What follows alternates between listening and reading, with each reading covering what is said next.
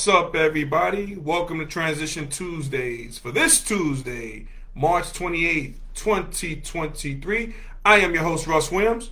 I'm so glad you could be here, ladies and gentlemen. Transition Army, I'm so happy you could be here. And I realize you could have been anywhere in this world today. I know you could have been anywhere in this world today. But you decided to be here with me. And I appreciate that. And more importantly, I appreciate you.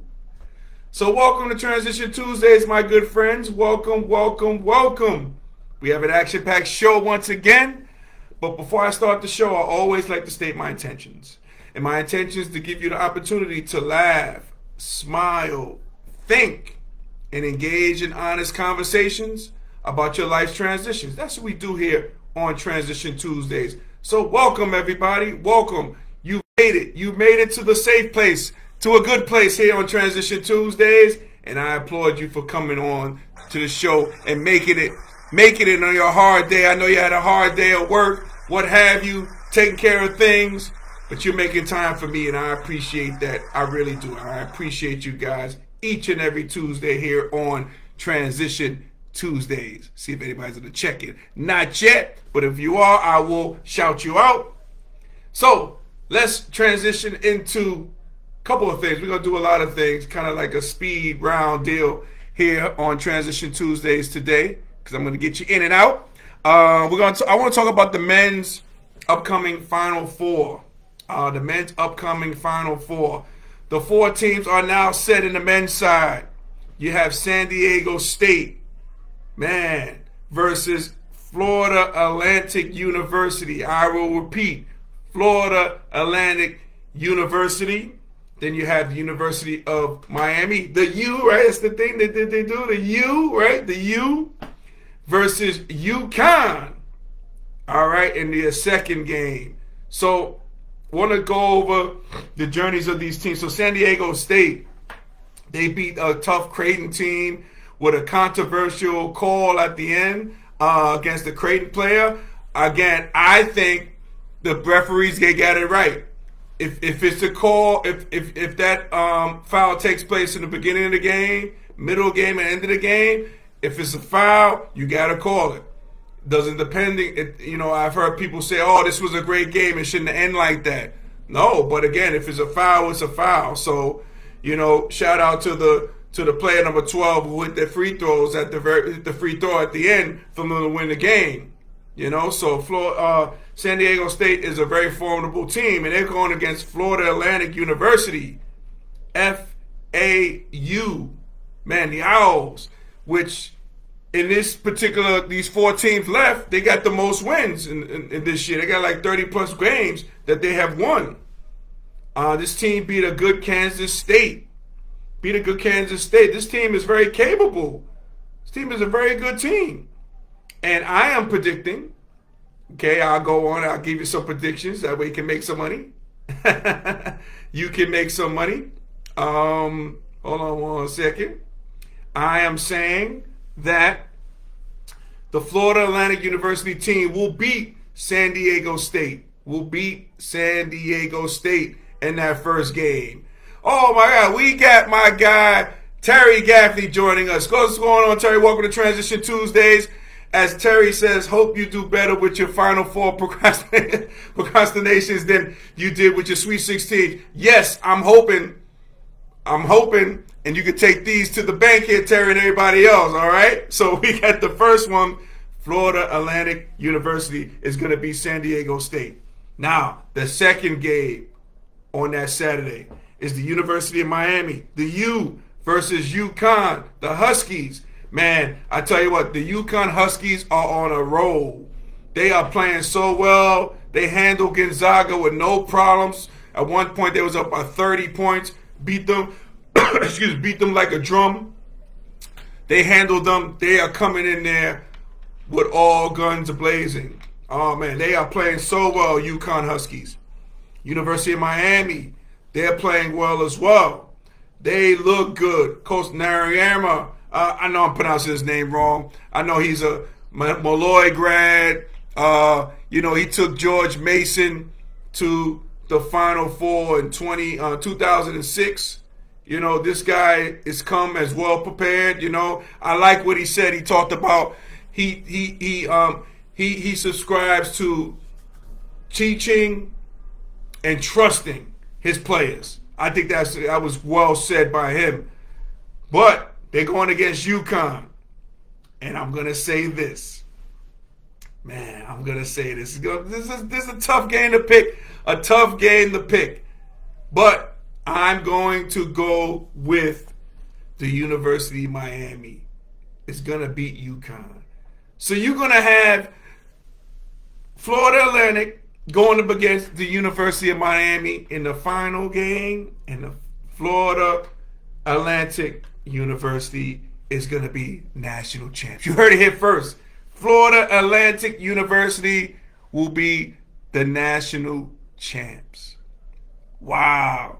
Have the mighty have fallen. No blue bloods in this tournament this year. But again, this is going to be a nice, this is going to give you a little indication what's about to come. Because again, that transfer portal has made a difference. Players who have been with each other and gel with each other has some cohesion. Your upperclassmen. These are going to be these teams that's going to rule the day. And so this is not going to be an anomaly here. I think we're going to see this, and this is here to stay. Teams like Florida Atlantic, San Diego State, these teams breaking through because of this transfer portal. So I'm saying it right now. You can book it. Florida Atlantic University on the winning national champs. Terry said he's rooting for Miami beating on UConn, rooting for FAU beating San Diego State. All right, I got you. So who's gonna be your overall champ then with your predictions on that, Terry? Who is your national champs to win it all? I say Florida Atlantic University. Book it. All right. I don't want to leave the ladies out. So Terry says betting, not beating. I got you on that, Terry. I got you. So I don't want to leave the ladies out because the ladies' Final Four is a doozy as well. You got South Carolina versus the number 1 seed. They haven't lost a game all year, going against Iowa, who has the best player in the country, Clark, who just had a triple-double where she had 40 points. I believe it was 10 assists and like 12 rebounds. Man, that's never been done on a male or female side, a triple-double with that many points. Never been done. That's going to be a classic game. That should be the finals, but it's going to be a semifinal game. Then you got Virginia Tech versus LSU. Well, let's break down that first game, South Carolina and Iowa. I think too much, man. South Carolina has too many, they got the deep bench. They go deep. Their starting 5 is great. Man, they got too much for Iowa, but that should be a good game. And I got South Carolina winning that game.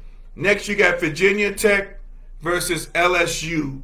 Virginia Tech is the number 1 seed against LSU. The new coach for LSU, who came from Baylor, she turns it out. She's wearing all these different types of styles of clothes. She knows exactly what she's doing. She's going to get the players there like she did at Baylor. She's going to definitely be doing that. And I see LSU, because of the experience of the coach, beating Virginia Tech.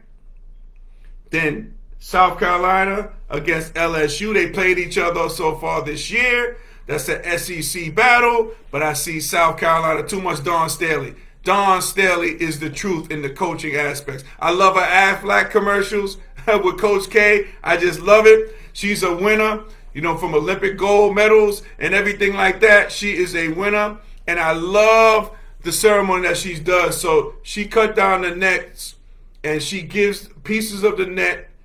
She donates the net. She donates to a net, the piece of the net, to other inspiring black coaches to carry on the torch. And I like that. I like that particular ceremony that she's doing, giving back to those coaches. And I think she's going to go back-to-back champions. South Carolina, the Lady Gamecocks, they will be winning the whole thing. So Terry says UConn. Nah, Terry, I got them losing semifinals. So, but again, good try. We'll see. We'll see. I know you live in Connecticut, Terry. I know you're a little biased on this pick, but I don't see that happen. I don't see that happen. But no, again, South Carolina, I have them beating Iowa, and then I have Virginia Tech losing to LSU. LSU, South Carolina final. South Carolina, the Lady Gamecocks win. Dawn Staley and that staff win back-to-back championships and complete an undefeated season. More importantly, complete an undefeated season. I think the last team to do that was UConn on the ladies' side.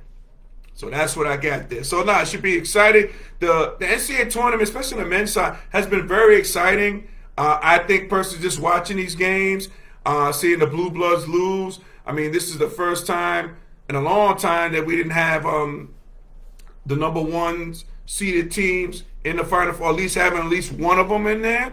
All four were bounced earlier on.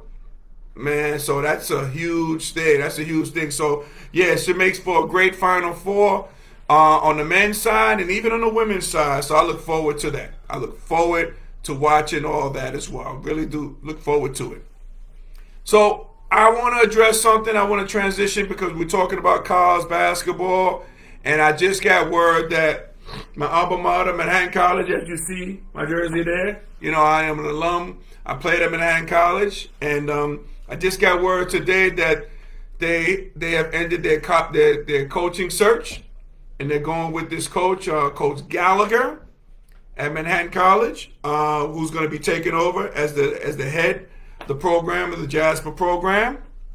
Okay? You might be asking yourself, who is Coach Gallagher? Like I asked that question. So, you know, my feelings, if you want to get my opinions and my opinions on it, I don't know much about Coach Gallagher. I know some things that I will talk about, but again, my feelings are disappointed.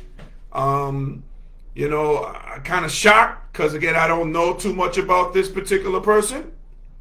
But what I do know, as what I've been hearing is, and I really feel bad for Coach Storrs, who was the interim coach there. I really feel bad for Coach Storrs. And what I'm hearing is he wasn't even one of the finalists for the job, which is disappointing. Because I think Coach Storrs, as I've said earlier, Coach Storrs, he did enough. He did enough to be brought back as head coach at Manhattan College. He did enough. But then I'm hearing that, that he wasn't even in the top 5 finalists for the job, which is disappointing. So again, I don't know too much about this Coach Gallagher. Well, I know just a couple of things. I know that he coached at Harvard for a number of years, and I know he has a losing record, career losing record. I know that. And then I've heard stories about how he didn't coach this past year because he resigned because I believe Hartford is going from Division 1 to now Division 3. He didn't feel good about the choice that the school was making for them to make that pivot to Division 3. So he quit on his team. He quit on the program. And now this guy is the head coach at Manhattan College. So again, this is what I'm hearing.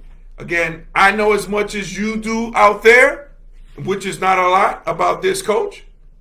And, it's very disappointing that Coach Storrs didn't get this job. And again, learning that he wasn't even the top 5 candidates. That's very disappointing. As an alum of Manhattan College, the person who played at Manhattan College, and a person who, like Coach Storrs, who coached there, who played there, starred there, coached there, was the interim coach, and he wasn't in the top 5. That's very disturbing. And I guess people have their reasons. I have no idea, but I'm really disappointed at this. And again, that's as far as I'll go with that because I don't know much about this coach, so I can't make a judgment call on this guy or his career, his coaching style. None of that. I can't because I don't know anything about the man. So that's what we have there. Let's see what we got. So Terry says for the women he likes women. You say the University of South Carolina. I got you. Yes. Okay, Terry, got you. And I got my guy Cliff joining us is on the check-in. What's going on, Cliff? Welcome to Transition Tuesdays, my friend. welcome, welcome, welcome. So yeah, we just gotta wait and see on the coach. Manhattan College, we'll wait and see on that.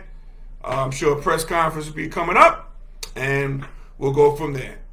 You know as much as I do, guys, ladies and gentlemen out there. So again, I don't know much. I don't even know about this hire. I don't know too much about this guy at all.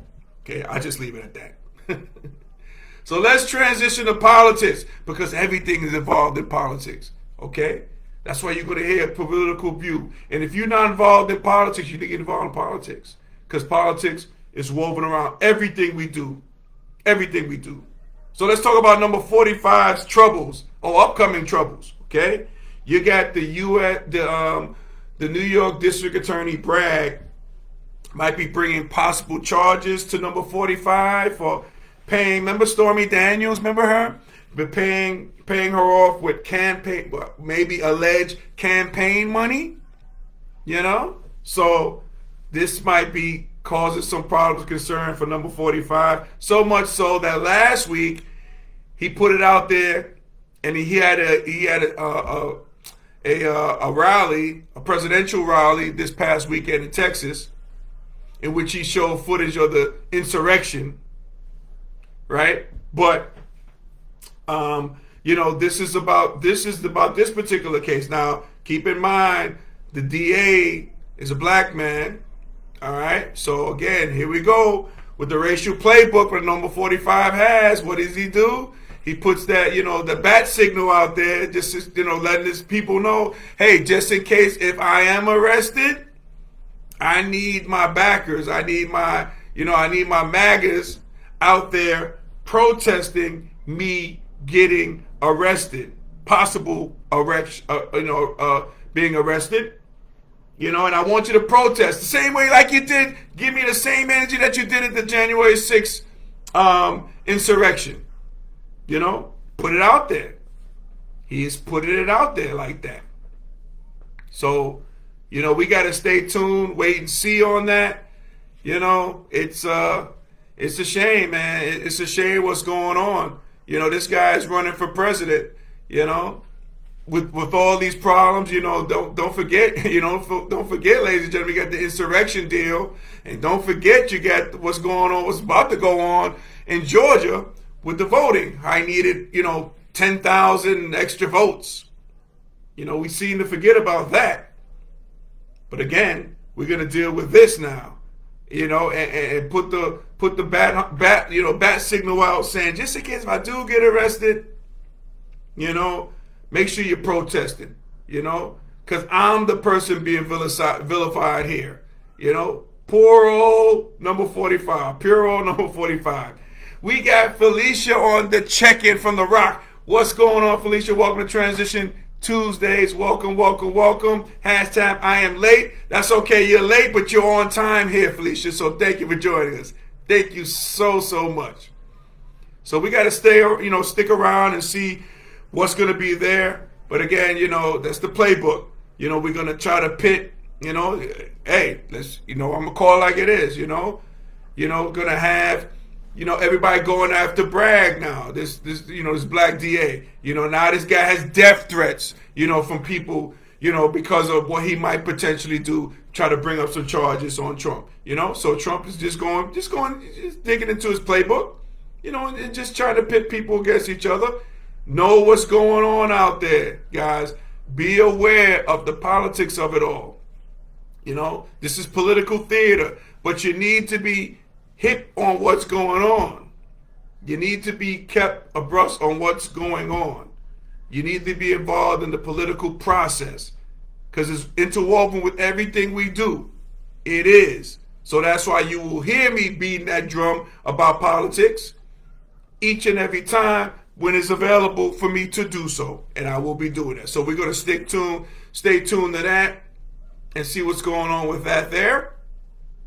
And lastly, I want to transition to, man, this mass shooting in Tennessee, which which left 3 students all at the ages of 9. These 3 students were killed, man, at a private school, private Christian school in Tennessee. along with 3 adults. They were killed as well. And the shooter, 28-year-old Audrey Hale, which happened to be a transgender, identified herself as female, was killed on the spot by the people, by the police who came in and subdued everything. And I was just recently seeing the footage. If you get a chance to see the footage of that, how this person came in there and shot up the school, which is crazy. Which is crazy. And hopefully, if somebody correct me, I think this might be the first time a transgender person has done something like this. And this person also was a graduate of this school. So what could have been the vendetta for her to do that? Had to be something there. We have to cite some things, and what I'm hearing is a lot of mental illness, a little mental stuff was going on here. But we have to, man, we're seeing too much of this. I think this was like the 80th something mass shooting in the school this year. This year alone, 80 something mass shootings. We send out prayers and condolences, as I do now, prayers and condolences out to those families, everybody being affected by that. But, when is enough going to be enough? When is enough going to be enough? Like, what are the possible solutions? What can there be possible solutions? People are saying, common sense gun reform. That makes sense. But again, are those politicians who align, who are paid off by the NRAs, you think they're going to make gun reform legal and do something about it? Probably not. Probably not. And I hate to say this, but there's probably going to be, something done by it if it affects those people in power who make these laws, gun laws. If it affects their families, then probably something to be done about it. But other than that, probably not if we don't get any gun reform. So gun reform, absolutely, the common sense gun reform laws, that makes sense as possible solutions. Another solution that people aren't even really talking about is like having armed guards and metal detectors at all schools throughout this country. Middle school, junior high, high school, public, Catholic. How about having armed guards and metal detectors? Maybe that'll serve as a deterrent. Maybe that might serve as a deterrent. Maybe that might happen. Maybe that might be the case. Let's try it. We need to try something. We're not doing anything else. Let's try that. Armed guards, metal detectors at every school throughout this country. Where's that money going to come from? Heck, we give millions of dollars to countries like Ukraine to protect themselves, in war, right? They're in war, they're in crisis, right?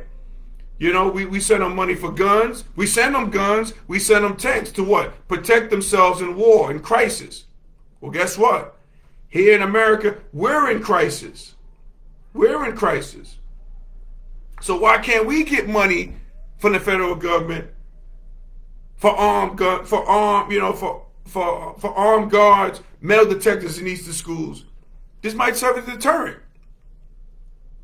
We got a crisis here at home than in other countries.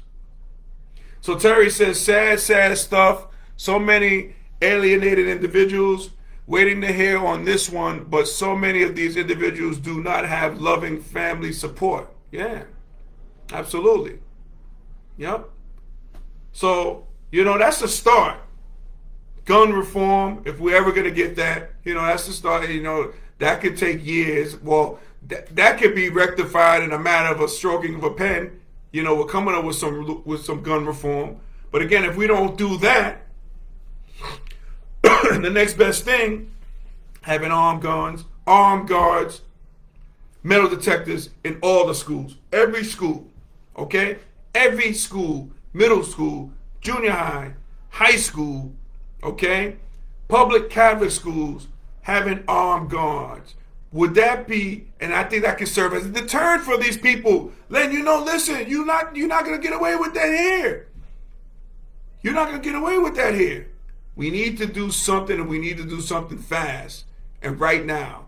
We need to stop, also we do, on a hashtag, and all this stuff like that. No, this is time's call for actions. We got young people not even safe in our schools. The anxiety that has, I have a daughter in high school. I have a daughter in college. Anxiety that I have, knowing that they're not safe, that they might have a potential to be safe. We got to do something. We got to do something now. Something extreme has to take place. And again, we got the money to do it. Instead of sending it to other countries, let's start at home to take care of this, to serve as a deterrent for this shooting. Just saying. We need to do something. We need to do something. So, ladies and gentlemen, if we were able to make you laugh, smile, and think during this broadcast, my good friends, you have accomplished something major today. Excuse me. So celebrate your victory. Celebrate your victory. Be it large or small, celebrate your victory. Do it. Excuse me.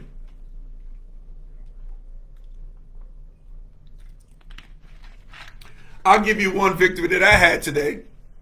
So I'm speaking in front of an audience of some young people today, and we talk about age. And one young man, because I told him I was born in the 1900s, one man thought I was 70 years old. And I said, I'm old, but I'm not that old, okay? Not knocking anybody who's 70 years old, but I'm not 70 years old just yet. So I told him my age, I'm 53. And he was like, wow, sir, you look so young. You look like you're 35 years old. What's your secret? How you do it, man? And I just say, I just try to live the best life I can live. Clean living, surround myself with good individuals, having a good positive vibe around myself and about myself. That's the secret. So I'm celebrating that victory of being called the 35-year-old. I'm celebrating that victory. Let's get the theme music going. Oh, yes. Here we go.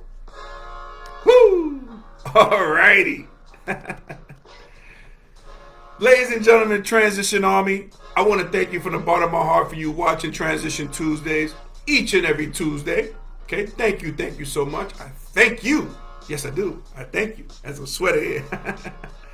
Hey, you can see this show and our past shows on our YouTube channel, Transition Tuesdays. So go on there, like and subscribe, but make sure you like it, okay? Make sure you like it and catch the older episodes that we have, okay? Catch them. All right? And if you haven't been following me, you can follow me on Instagram at Russ Will Transitions. That's Russ Will Transitions with an S. Okay, so make sure you follow me there, and guarantee I will follow you back. That's a given. All righty? So we got my guy Terry says, God bless you for keeping on. Thank you. You too, Terry. You too as well, my friend. Thank you, my man. So yeah, I want to shout out to our corporate sponsor, Sweet Candy Cafe, home of Southern Sweetness in downtown Lumberton, North Carolina. So after the show, we're almost done. After the show, make sure you go to sweetcandycafe.com and order your confectionery goodies. Your taste buds will thank you. Make sure you do that. We got to support small businesses, okay? And shout out to Felicia. I know she's on there. And Felicia, shout out to you. My condolences with the passing of your father-in-law. My condolences to you. We're going to keep on keeping on, okay? So make sure you go to sweetcandycafe.com and order your confectionery goodies today. All right, guys? So, ladies and gentlemen, Transition Army, as we said in parting, happy transitioning, and we'll speak to you soon. Take care, everybody. God bless. Enjoy the games.